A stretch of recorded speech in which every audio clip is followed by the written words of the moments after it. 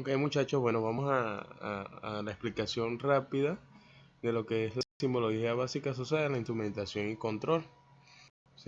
Cuando hablamos de simbología, hablamos de que en la instrumentación y control, o en cualquier aspecto de la vida, o en cualquier asignatura, hay simbologías, es decir, hay letras, números, códigos, que nos ayudan a identificar, a registrar o a escribir cualquier información. Por ejemplo, si yo quiero expresar una suma, yo utilizo símbolos como por ejemplo el símbolo de más y números. Entonces eso se convierte en una simbología de una suma algebraica. Ahora bien, desde el punto de vista de la simbología básica asociada a la instrumentación y control, ¿verdad? Es un sistema de símbolos que nos va a permitir transmitir de forma fácil y sencilla información. ¿Información sobre qué? Sobre los procesos que estamos estudiando. Es decir, que para ello nosotros necesitamos de un diagrama de proceso, un PNID, o mejor dicho, de un DTI, un diagrama de tubería de instrumentación. Y el diagrama de tubería de instrumentación nos va a dar la información más completa respecto a la parte de la instrumentación y control de un proceso. Ese sistema de símbolos, ¿verdad? Es utilizado en todas las industrias, desde la industria nuclear, la industria alimenticia, la metalúrgica, la petroquímica, la industria de los procesos de purificación del agua, etcétera, etcétera, etcétera.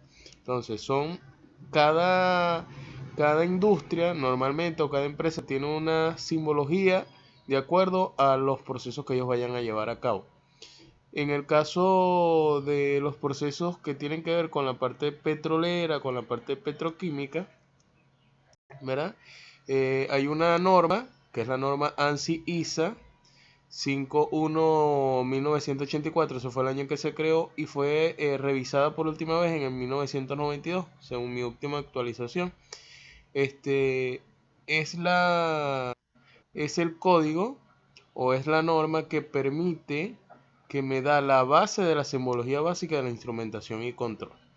Ahora bien, ¿en qué consiste esa simbología básica de instrumentación y control? Consiste en un código alfanumérico denominado TAC, es decir, que es un código que va a representar o que está identificado por letras alfa, letras y números, ¿verdad? La enumeración completa o el código completo, es decir, aquí podemos observar TIC 103, es la identificación del instrumento.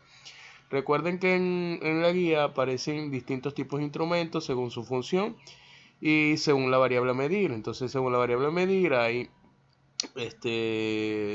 por ejemplo, instrumentos de presión, de temperatura, de nivel y de flujo. No nos vamos a introducir directamente en cada uno de los tipos de instrumentos de medición que hay respecto a esas variables, pero ya sabemos que hay instrumentos que miden temperatura, presión, nivel y flujo y otras variables. Ahora bien, ese es de acuerdo a la variable a medir, de acuerdo a la variable a medir. Ahora, respecto a la función que ejercen, hay distintos tipos de instrumentos que también lo pueden observar en la guía, que son los instrumentos indicadores, los instrumentos transmisores, los instrumentos registradores, los instrumentos controladores, etcétera, etcétera, etcétera. Entonces, cada uno de esos instrumentos tiene una letra que los identifica y cada una de las variables tiene una letra que los identifica. ¿Cuál es el problema de esto? Que esas letras están en inglés. Okay, yo voy a adelantar un momentico acá para que ustedes puedan observar eso que les estoy mencionando. Aquí podemos observar el código de identificación del instrumento. Entonces, esta norma divide el significado de cada letra en 5 columnas, ¿verdad? Y además, esas 5 columnas están básicamente basadas en 2 columnas, que es la que representa la primera letra y que es la que representa la letra sucesiva. ¿Qué es lo que hablo de primera letra y letra sucesiva? Aquí podemos observar primera letra, la T, y letra sucesiva I y C. Entonces, ¿por qué es importante manejar esto? Porque hay letras que tienen el mismo significado. Por ejemplo, aquí podemos decir, vamos a buscar la T. T en primera letra significa temperatura. pero en letra sucesiva significa transmisión o transmisor. Aquí va a aparecer el adjetivo como tal: transmisión, interruptor, multifunción, control, etcétera, etcétera. Ahora nosotros lo vamos a llevar a la función del instrumento. Entonces, si es transmisión, estamos hablando de que es un transmisor. Si es control, entonces estamos hablando que es de un controlador. Si es registro, entonces estamos hablando de que es registrador. ¿Ok? Ahora bien, ese código alfanumérico tiene una serie de identificaciones. Estamos en la parte A, código alfanumérico TAC. Entonces ya sabemos que T y C y la enumeración identifican el instrumento. La T, la primera letra y el número identifican al lazo de control. ¿Por qué hablamos de lazo de control? Porque cuando estamos hablando de sistemas de control, los lazos de control vienen identificados por la variable que estamos utilizando. El número de lazos es porque dentro de un proceso pueden haber miles o muchísimos lazos referentes a la variable temperatura. Las letras identifican la función del instrumento. ¿Ok? Entonces aquí tenemos T y C. Entonces C, si lo buscamos en la lista, sería control. I, si lo buscamos en la lista, sería identificación. Y T, si lo buscamos en la lista, sería temperatura, porque está ubicada en la primera letra. Entonces, ¿cómo normalmente se leería esta identificación funcional del instrumento? Normalmente se lee de atrás hacia adelante. Entonces sería control, indicación, temperatura. Pero obviamente suena muy feo. Entonces lo más lógico sería decir controlador, indicador de temperatura.